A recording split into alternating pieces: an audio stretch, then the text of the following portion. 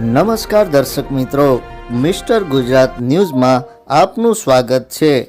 ગઢાડા ગામનો તૂટેલ કોઝવેનું તંત્ર દ્વારા આજરોજ સ્મારકામ કરવામાં આવેલ, તેથી લોકોમાં ખુશીનો માહોલ જોવા મળ્યો હતો। રાજકોટ જિલ્લાના ઉપલેટાના ગઢાડા ગામે આવેલ કોઝવે જે દર ચોમાસે પાણીમાં ગરકાવ થઈ જતો હતો અને આ કોઝવે પાણીમાં ગરકાવ થઈ જવાથી ગઢાડા ગામના લોકોને ભારે મુશ્કેલીઓ વેઠવવાનો વારો આવતો હતો।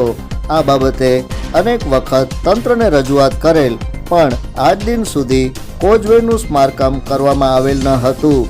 પણ તંત્ર દ્વારા લોકોને રજૂઆતોને લઈને તંત્ર દ્વારા જે ગઢાડા ગામનો કોઝવે તૂટેલી હાલતમાં હોય તેનો સ્મારકામની આજરોજ કામગીરી શરૂ કરવામાં આવી હતી। ત્યારે ગ્રામજનોના અર્થત રજૂઆતને તંત્ર દ્વારા જે કોઝવેનું સ્મારકામ હાથ ધરવામાં આવેલ, ત્યારે સ્થાનિક લોકોના મીઠા મોઢા કરાવેલ હતા અને આ સ્મારકામથી લોકોને હવે મુશ્કેલીઓ વેઠવી નહીં પડે તેવી ખુશી વ્યક્ત કરી હતી અને મીડિયાનો ગઢડા ગામના આગેવાનોએ અને સ્થાનિક લોકોએ આભાર વ્યક્ત કર્યો હતો। જોતા રહો મિસ્ટર ગુજરાત ન્યૂઝ, સત્યતાની સાથે સ્પષ્ટ વાત। ધન્યવાદ।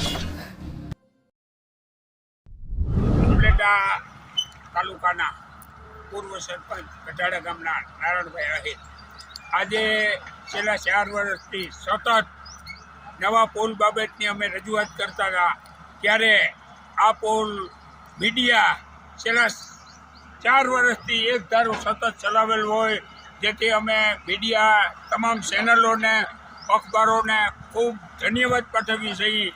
જો અમારો પુલ થયો હોય તો ફક્ત મીડિયાની મહેરબાનીથી થયો છે, મીડિયાની દયાથી થયો છે।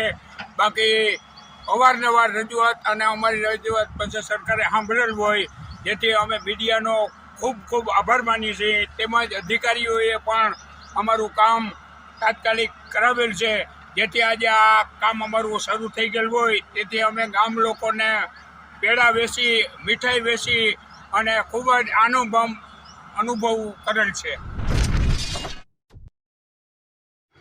મારું નામ છે વિક્રમભાઈ નારાયણભાઈ વાંગોડિયા, ગામ કેરાળા, તાલુકો ઉપલેટા।